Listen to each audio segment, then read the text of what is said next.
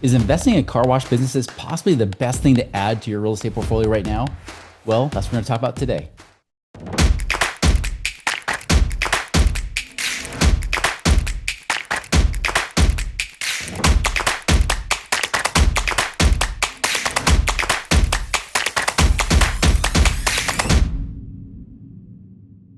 Hello, my fellow Ripplers. This is Chris Miles, your cash flow expert and anti-financial advisor. This show is for you if you want to stop working so hard for your money by getting your money to start working harder for you today. You want to become work optional, where you work because you want to, not because you have to. If you're tired of just listening to the podcast, you want to actually do something about it, feel free to reach out to us at moneyripples.com to say, how can I take my education and my actions to the next level so I can start getting real results real fast? Reach out to us at moneyripples.com. All right, guys. So I'm bringing on a guest today, Chris Larson. Now, you may or may not know him, but you might have followed his podcast. I know some of you guys, we probably share some of the same audiences. I was actually pleasure to be on his podcast as well. But he's part of Next Level Income. And one of the great things about Chris is that not only did he start out on the employee path, but he was able to get off that path by investing in real estate and eventually able to retire himself. He became work optional, doing the same thing we talk about on this show.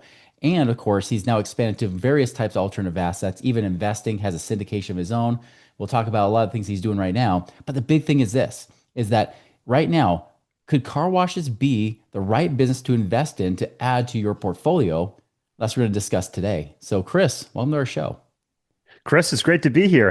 I had a blast with you on the show. I love Money Ripples and how you talk about the ripple effect out into society. And yeah, excited to share a little bit about my story and what we're doing with the audience today. Yeah, so give some background on you because I know that you started investing very young, in your early 20s, of course. Yeah. But I really want to know about that. But I want to know about how did really a death change the course of your whole life? Yeah.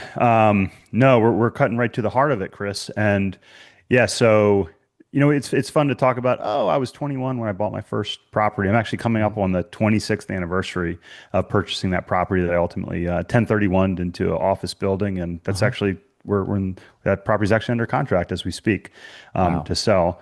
So it's a really fun story. But what led to the purchase of that property, as you alluded to, was the death of my best friend. His name was also Chris. So we got a few Chris's in the story here today. And I went to Virginia Tech, Chris. And if you're watching, you can see a couple of my degrees here on the wall from Virginia Tech. Ultimately got both an engineering degree and an MBA in finance at Virginia Tech. Mm. But when I went to Virginia Tech, that wasn't my goal. My goal was to get a degree and finish school as quickly as possible and become a professional cyclist. Huh. And that path got derailed in between my freshman and sophomore years because my best friend, my training partner, and who was soon to be my roommate, he was a year younger than me. He died Mhm. of a massive brain hemorrhage on June 21st, Mm. 1997. Um, and I mean, I'm getting goosebumps just kind of thinking about that day. But I went back to school. I put my heart and soul into riding and racing my bike, and I reached a category one level, which, for those of you that aren't familiar with cycling, once you're a category one, you can become pro. That's the level you have to get to take out a license. And my team ultimately did go pro, but I walked away from the sport that year that they went pro, and I sold all my bikes, sold all my stuff, and the reason was through a lot of introspection, I thought, man, am I going to be happy if I died today? Like, well, I've achieved everything that I've had. And I really felt, as I ultimately determined, Chris, I felt like I had this responsibility to not only make the most out of my life, but make the most out of my life for my best friend that didn't have the chance to do that anymore. And I think about death in an analytical fashion. So, I've always been very analytical, very kind of math based. Um, and if you think about the value of time, where the number of days you live is the denominator, and you think you're going to live forever, the value of every day goes down to effectively zero, right? Mhm. When you realize that that number's finite, and Malcolm Gladwell talks about this, who he wrote Outliers, he wrote a lot of different books, but he talks about the success of people that had a death. He mentions specifically a parent. He talks about all these CEOs and presidents. And I think the reason is when you realize that our life is finite. You wake up every day wanting to make the most out of life. And that really provided the fuel behind me. And I said, you know what? I'm going to make the most out of life. I don't want to have any regrets. I want to take all these opportunities. And then the next thing I realized was I have to have money to live life on my own terms. Hmm. So I set off on this path to achieve financial independence at a young age, at 20, 21 years old. And I read everything I could on investing and trading and money and business and all these different investment types. And I was actually day trading in the stock market as a junior in college. I was making like $1,000 a week. And I was also not sleeping much. And then I would lose a lot of money. I would make a lot of money. And I'm laying there at 3 a.m., not sleeping. And I'm just thinking to myself, I'm 20 years old. If I live another 20 years like this, I may not be alive. I'm like, Yeah. this is not investing. So ultimately, I came upon real estate as my path towards financial independence. And I bought that first property at 21, built my own residential portfolio. And yes, I transitioned out of a career in medical device sales after I transitioned into it from investing because I ran out of money at 23 years old. And I was like, Uh-huh. how I want to buy more properties, but I needed a career to do it. So that's how I Right. entered the medical device field. But all along the way, I followed my rule, which is our family rule, which is save 50%. And I was just pouring that money into real estate and passive income opportunities so that at the age of 35, I didn't have to work anymore. I did work for a few more years until it wasn't fun anymore. And now what we do at Next Level Income, and as you mentioned, we have the Next Level Income show at nextlevelincome.com. What we do is we help others achieve financial independence through education and investment opportunities. Oh, that's fantastic. Now, I know some people might be thinking this too, thinking, well, you want to live your life, in it, not just on your own terms, right? But a life that, Yeah. that you would feel happy with. What Yes. was it about cycling? Because a lot of people would Yeah. say, well, hey, he was your training partner. Just Yeah. continue on that vision, that path. What got Yeah. you to say that's not my path? Yeah, it was a lot of things. Ultimately, cycling it's a brutal sport. It's so Mhm. hard to train. You can be going downhill at 45, 50 miles an hour, and you have, less clothing on than I'm wearing right now, Yeah. and actually have shorts on. So I mean, we're talking about like nothing, right? You're wearing basically underwear, and it can be a very dangerous sport. Yeah. My friend didn't die from a bike crash, but there are people that have. Mhm. But it's just brutal in so many different ways. But ultimately, I kind of saw my future, Chris. I saw a lot of friends that I knew going to Europe at the time, late 90s, early 2000s. Tough time in cycling, as there was certain drugs were pretty rampant in Mhm. cycling. And look, I think it's a problem in all professional sports, frankly. Yeah. But when you kind of hit that level and you see the reality and say, oh, to really hit the next level, I have to do these things that really don't jive with me ethically. Mhm. And the fact of the matter was, I wasn't that good. I was good enough to be pro, but I wouldn't have been a great pro. I said, do I really want to sacrifice, my principles to achieve this level, or do I just want to beat my head against the wall and really not get very far? And I looked at these guys that were like, living in a crappy apartment and, just, struggled to get by, and they were like in their 30s racing their bike. And I Mhm. said, you know what, I'm meant for more than that. So I always say I was lucky because I wasn't good enough to have to make some of those really, really hard choices. Yeah. And I think I'm blessed by God with certain talents. And I said I'm going to go and I'm going to use these talents for more than just riding my bike around in circles. What talents do you feel like that God blessed you with? Yeah, well, I think I have the ability to see things kind of strategically, but also communicate different concepts, and that's what I did in my sales career. Yeah, I worked in a very technical field Mhm. in medical device, and I was able to understand the technology and the complexity behind it, and I was able to translate that to our customers, to our clients. Everyone from the people that were getting paid $15 an hour cleaning instruments, all the way to the neurosurgeons and orthopedic spine surgeons that were making seven figures a year. And I was Mhm. able to, help them improve their surgical procedures and improve the lives of a lot of people that were out there. And again, today, I feel like my job is to take all the things I've learned, but also I think this is important, all the mistakes I've made in 2.5 decades in real estate and investing, and try to help other people avoid those mistakes as well and shortcut their path to financial independence. I love that. Well, let's talk about like with your path. I mean, obviously you've kind of just played Monopoly in a sense. You up level from houses to multifamily, right? That's the cover Exactly. of my book. I know. Actually, Monopoly. I was gonna pull out Yep, my there you book go. copy as well because you sent that to me too. There you go. Absolutely. Yeah. Love it. Love Yeah. that analogy. Yeah, and so now, like, there's not even monopoly pieces for the things that you do right now, right? I mean, you're talking about doing things like car wash businesses and whatnot, and that's not what I've given lip service on the show, like I was saying before Yeah. we got on the air, but we haven't really dived deep into it. Yeah. What do you feel are the advantages of having a car wash business where Yeah. that could be higher risk, especially because there's other Yes. factors in play there, but Well also put. it does create a different element of diversification for somebody. So, what is it that you think about car washes that are so good? Yeah, so let me be clear. Like I started my real estate investing career in residential, Mhm. and the bulk of our portfolio is in multifamily real estate apartments. Yeah. And I'm still bullish. We have a 7 million unit housing shortage in this country. People need specifically affordable housing. We still do a lot of affordable housing projects Mhm.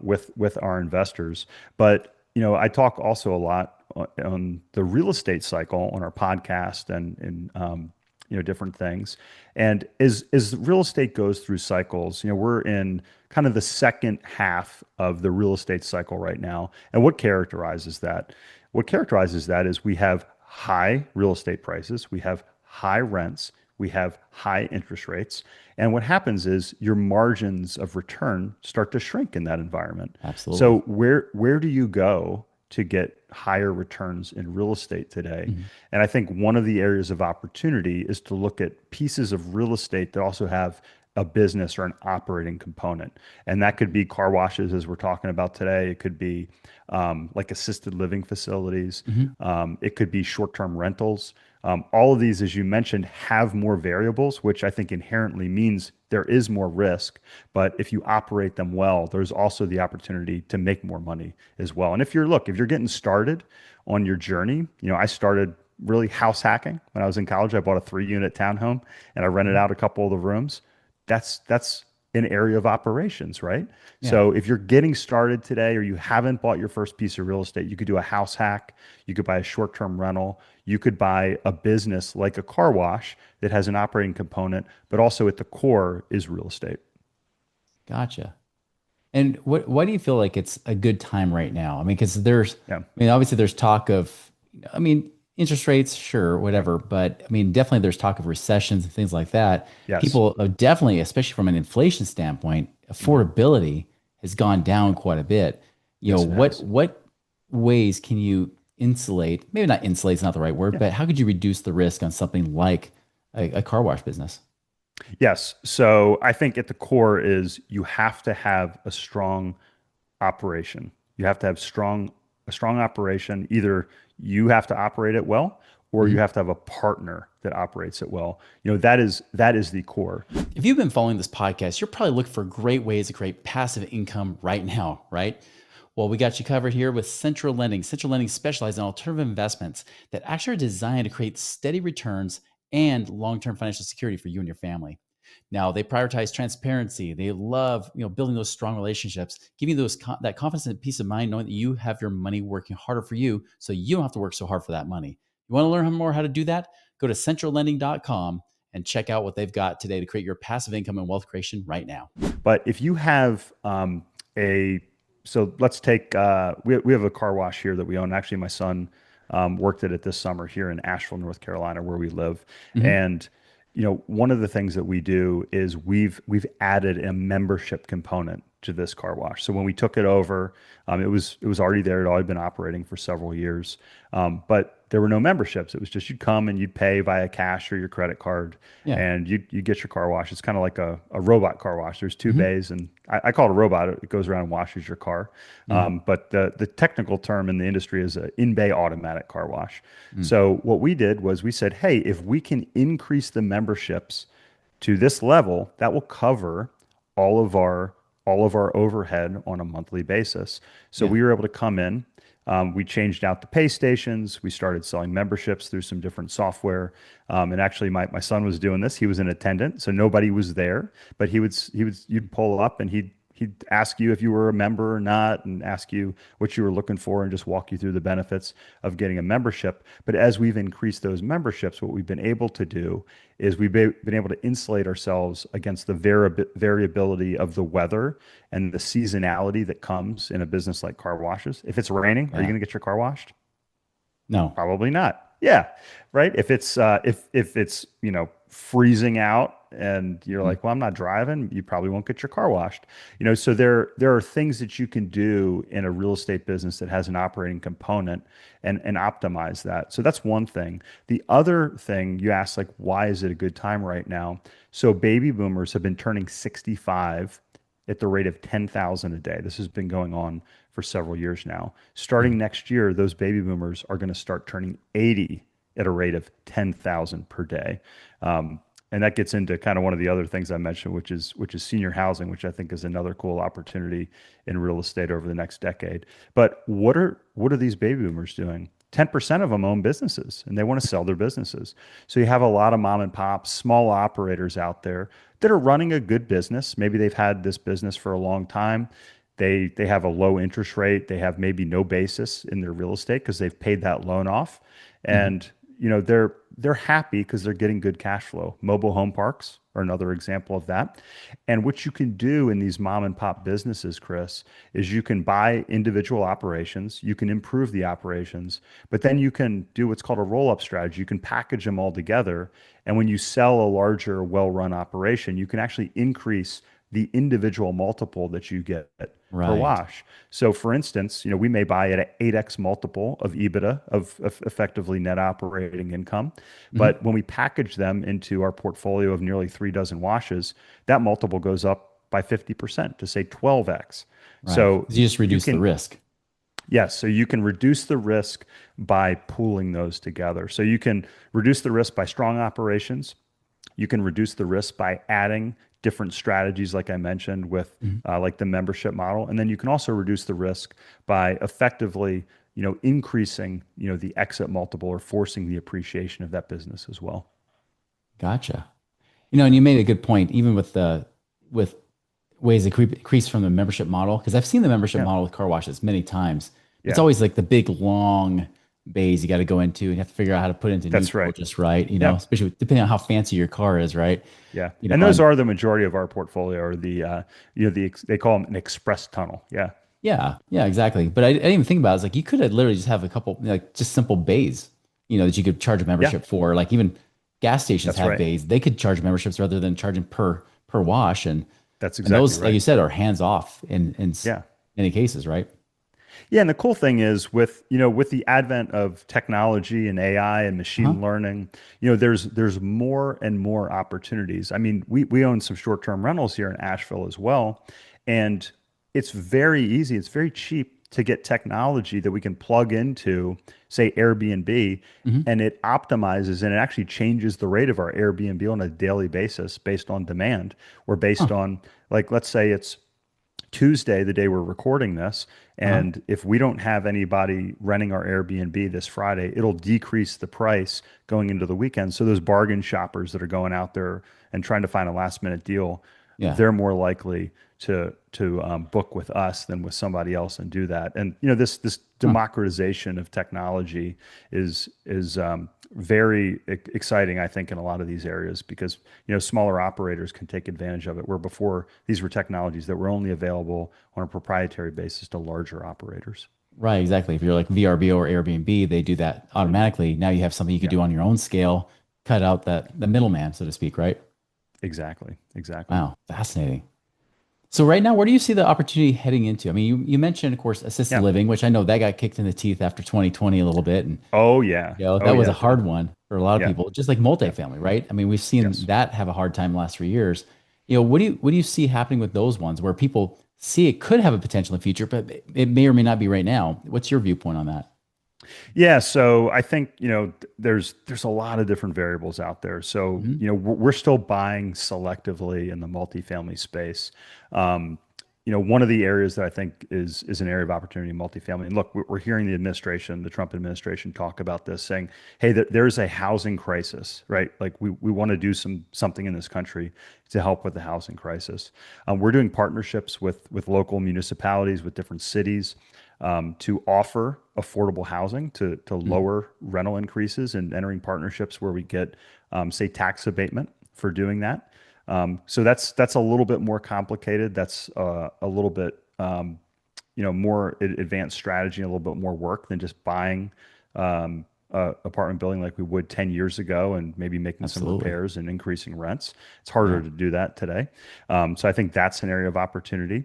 I think, as I mentioned, these operating real estate businesses, mobile home parks, again, affordable housing, but highly operational, car washes, senior housing, which that is senior housing is going to incorporate both this demographic wave, this quote unquote silver tsunami that's Mhm. starting next year.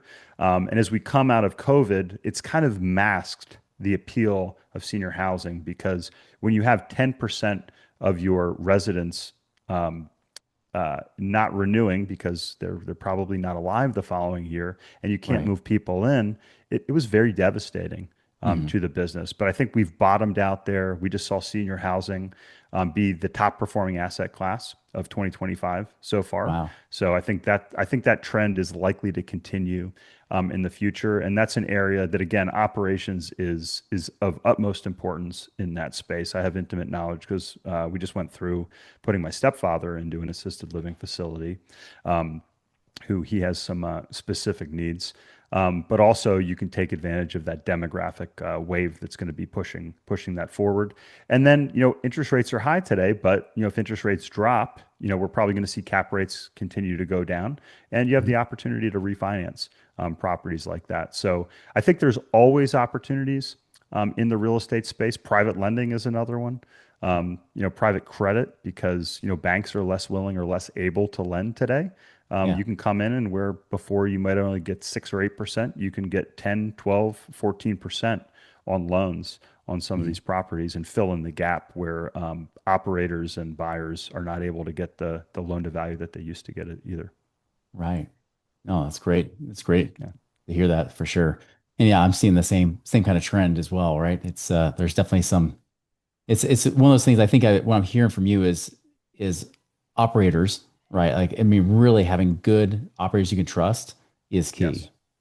Yes. Yeah, because as the margins have decreased, if you were working with a strong operator, like as we do in the multifamily space, they have a vertically integrated property management team. You Hmm. can really fine tune, those certain areas, those little levers that you can pull, because, as rents, have stalled or even gone down in some markets, like where do you find the margin? I think the answer is in operations and all these things that we're talking about. For sure.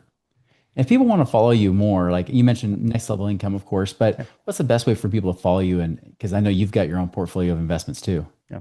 Yeah, Chris, thank you for that. So first off, if you're listening today, you're just getting your start, go to nextlevelincome.com, check out our podcast. We've had great guests like yourself on there. We've been doing it for 7 years now. You can find it there. You can get a free copy of my book, as we sent here to you, Chris. You'll see the book link on there. You can even put your address in, and my team will send you a free copy if you're listening today.